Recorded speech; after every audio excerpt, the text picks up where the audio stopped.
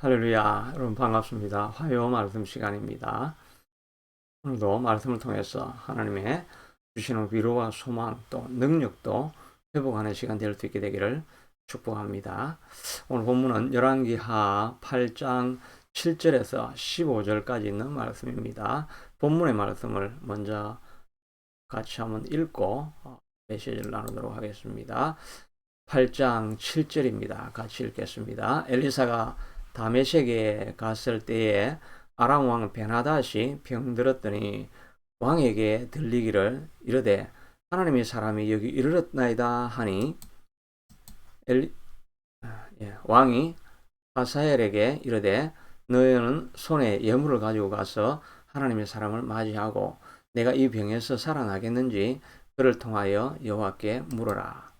하사엘이 그를 맞으러 갈 때 다메섹의 모든 좋은 물품으로 예물을 삼아 가지고 낙타 40마리를 싣고 나아가서 그의 앞에 서서 이르되 당신의 아들 아람 왕 베나닷이 나를 당신에게 보내 이르되 나의 이 병이 낫겠나이까 하더이다 하니 엘리사가 이르되 너는 가서 그에게 말하기를 왕이 반드시 나으리라 하라.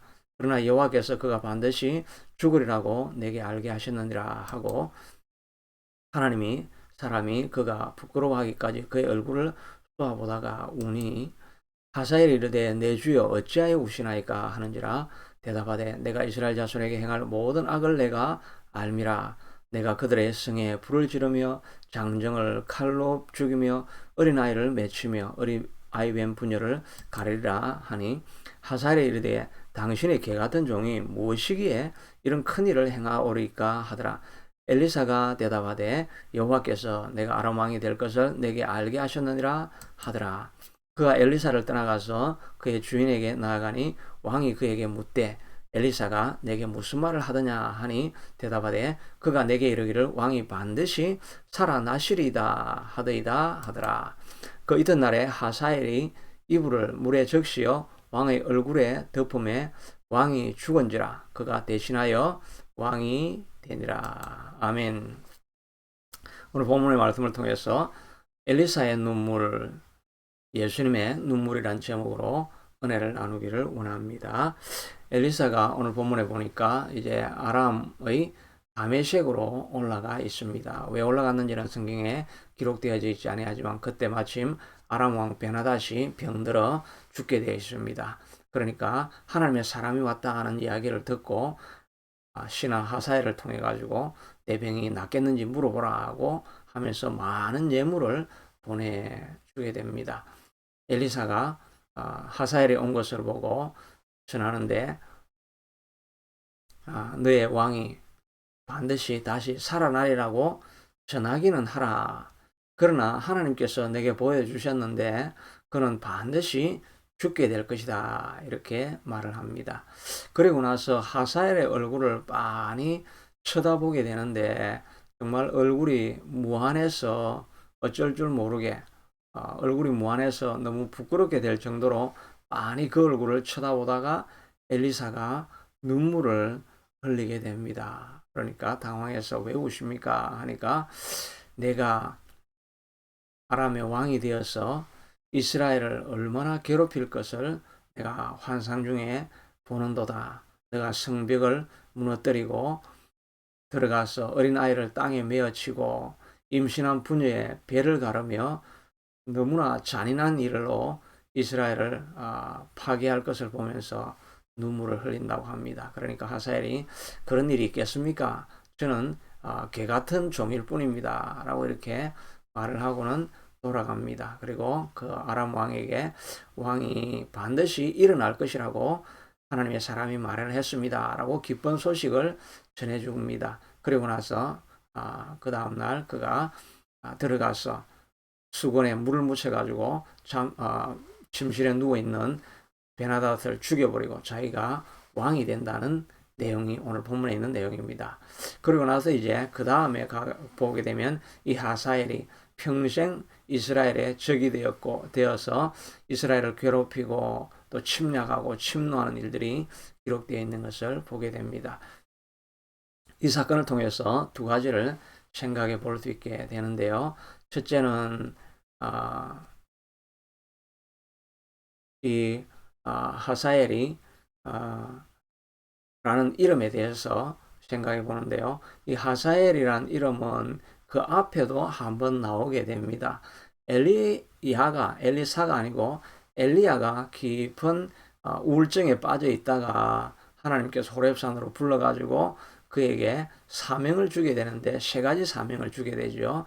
첫째는 너 후계자 엘리사를 후계자로 삼으라고 이야기하고 그 다음에 예후를 이스라엘의 왕으로 삼으라고 이렇게 선포를 해주고 그리고 또 하나는 바로 아람 왕 하사엘을 기름 부어서 아람 왕으로 삼으라 이렇게 이야기를 하는 내용이 나옵니다. 근데 갑자기 왜 아람 왕을 하사엘을 기름 부어서 세우라고 하는지 그 의미는 뭐 그 당시에는 우리가 알려져 있지 않았습니다.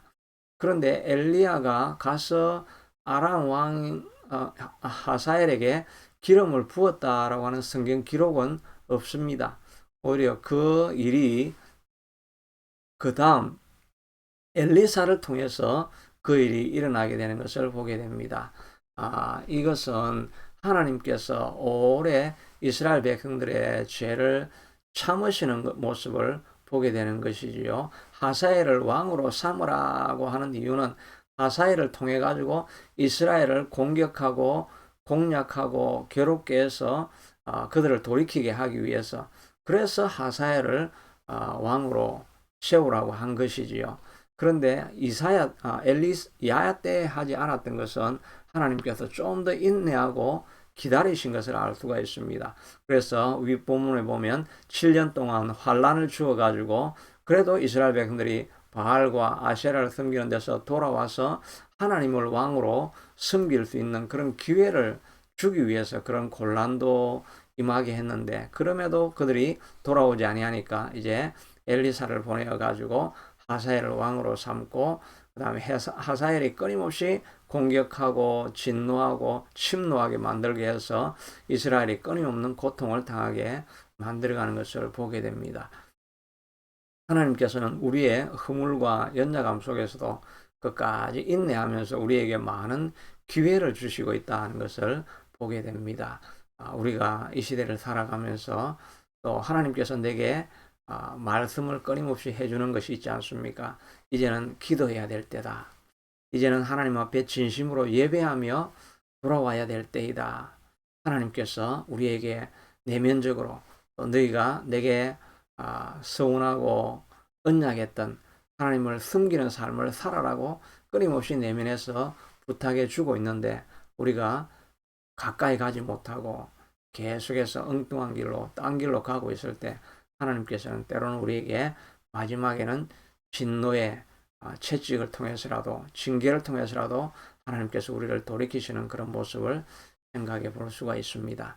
하나님 앞에 우리가 헌신하고 하나님 앞에 드리기로 하였던 것들 이런 것들이 우리가 혹시 지연하고 있는 것은 없는지 우리를 돌아보면서 인내하시는 하나님의 인자하심을 의지하고 하나님께서 부르실 때 하나님께서 하시라고 하는 일들을 우리가 감당해 갈 수 있는 우리가 될 수 있게 되기를 바랍니다.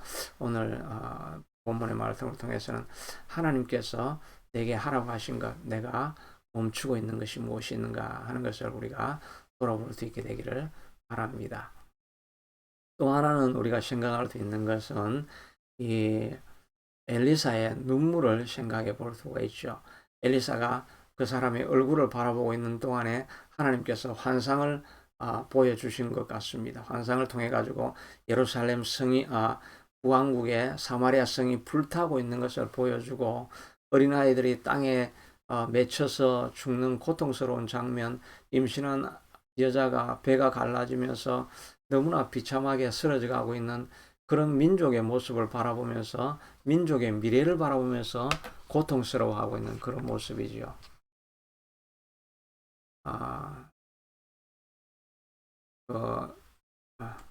이 눈물은 바로 예수님이 흘렸던 눈물과 비슷한 모습인 것입니다. 예수님도 십자가에 달리시기 전에 예루살렘 성을 바라보면서 고통스럽게 눈물을 흘렸습니다. 예루살렘 성이 휘황찬란하게 또 헤롯이 세웠던 예루살렘 성전을 바라보면서 사람들이 다 아름다운 성전이라고 47년 동안 지은 성전이라고 이렇게 자랑하고 있을 때 그 성을 무너질 것이라고 하시면서 눈물을 흘리게 되죠.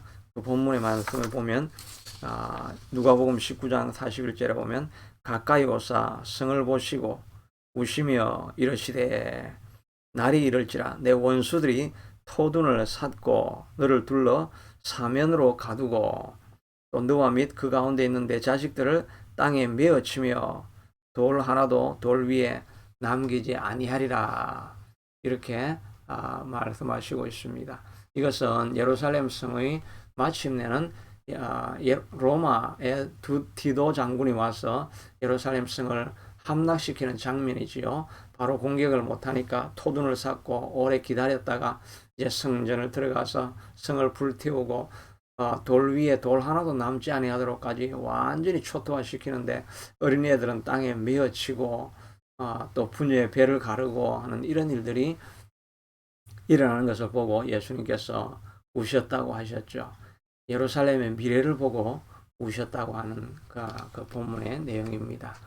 이것을 보면서 우리도 우리 자신의 미래를 생각하면서 가정의 미래를 생각하면서 교회의 미래를 생각하면서 우리가 눈물로 애통하고 통곡해야 할 것이다 하는 생각을 하게 됩니다. 우리 자신의 신앙생활의 모습을 바라보면서 정말 하나님 앞에 헌신하고 하나님을 위해서 생명을 들이며까지 살아가기로 했었는데 세월이 점점 지나면서 우리의 삶이 예수님하고는 상관없는 삶을 살아가는 우리 자신의 모습을 바라보면서 우리가 눈물로 애통해야 할 것입니다. 가정을 바라보면서 믿음의 가정을 세워야 되는데 그저 편한 대로 흘러가고 먹고 살기에 바빠서 살아가는 우리의 모습을 보면서 우리도 엘리사의 눈물처럼 예수님의 눈물처럼 가정을 붙들고 눈물을 흘려야 할 것입니다. 또 우리가 교회를 바라보면서 힘을 잃어가고 빛을 잃어가는 교회를 바라보면서 우리가 통곡하고 애통하면서 교회를 다시 살려달라고 기도하는 것이 필요할 것입니다. 특별히 토론토 에버그린 우리 교회가 너무나 미약하고 부족한데 이 미약한 교회를 붙들고 하나님이여 이 교회를 세워주시옵소서. 예수님의 이름 위에 세워진 이 교회가 하나님 앞에 쓰임받는 교회가 되고 하나님을 기쁘시게 하는 교회가 되어지고 상심하고 병들고 찌든 사람들 마음이 다 상하고 선뿌리가 난 사람들이 모여와서 하나님 앞에 눈물로 기도하고 하나님의 다리를 붙잡고 옷자락을 붙잡고 하나님 살려달라고 기도하고 눈물에 애통함이 있고 돌아서고 회복하는 역사가 일어날 수 있게 해달라고 우리가 예수님의 눈물처럼 눈물을 흘리며 교회의 미래를 위해서 기도하는 것, 이 기도가 우리가 필요할 줄로 믿습니다. 목회자도 정말 교회를 세우기 위해서 눈물로 하나님 앞에 고통하는 또 성도들의 미래를 바라보면서 눈물로 애통해하는 이 예수 그리스도의 눈물이 있게 되도록 엘리사의 눈물이 있게 되도록 우리가 하나님 앞에 간구하는 것이 필요할 것입니다. 마음은 있지만 그렇게 되지 않습니다. 그러나 성령님께 우리가 간구하며 성령님 내 속에 내가 간구하지 못할 때도 말할 수 없는 통곡으로 나를 위해서 간구해 주시는 주의 성령님이 오셔서 우리가 하나님 앞에 눈물로 하나님 앞에 애통하며 나아갈 수 있는 그런 심령을 달라고 우리가 기도해야 할 것입니다. 교회를 바라보면서 가정을 바라보면서 자기의 신앙을 바라보면서 어쩔 수 없구나 이렇게 생각할 것이 아니라 눈물로 통곡을 해야 할 것입니다. 요즘은 우리 교회에서 이제 9시가 되면은 기도회를 9시 반 정도가 되면 기도회를 지금 하고 있습니다. 혹시 줌으로 동참하고 싶은 분들은 오셔서 같이 기도하면 좋을 것 같습니다. 한번 해보니까 그냥 음악을 틀고 그냥 동영상 틀고 본인은 본인 자리에서 저는 저 자리에서 이렇게 기도를 해보니까 참 이게 기도하는 것이 이렇게 하는 것도 참 의미가 있구나. 좀 코로나 초기에서부터 계속 이 기도를 해왔다고 한다면 오히려 힘이 되었겠다 하는 그런 생각을 해보게 됩니다. 9시 반에 기도회를 하게 되는데 동참할 수 있으면 같이 동참하셔가지고 연락을 해주시면 이렇게 같이 동참할 수 있게 하게 됩니다. 뭐 익명으로 들어오셔도 되고 이렇게 하셔서 기도할 수 있는데 우리가 울어야 할 때가 아닌가 하는 생각을 해보게 됩니다. 그래야 해서 우리가 교회를 살리고 가정을 살리고 자신의 신앙을 회복시키는 우리가 될 수 있게 되기를 축복합니다. 자비하신 아버지 하나님, 엘리사가 흘렸던 눈물, 예수님이 예루살렘을 바라보면서 이스라엘 백성의 미래를 바라보면서 울었던 눈물이 우리에게도 일어날 수 있도록 도와주시옵소서. 가정을 위해서, 개인을 위해서, 교회를 위해서, 국가를 위해서 울면서 기도하는 우리의 눈물의 기도가 회복될 수 있도록 축복하여 주옵소서. 그래 하나님이 기뻐하시는 삶을 살아가는 우리가 되게 함께하여 주옵소서. 예수님 이름으로 기도드리옵나이다. 아멘. 오늘 하루도 주님 안에서 승리하시는 저와 여러분 되기를 축복합니다.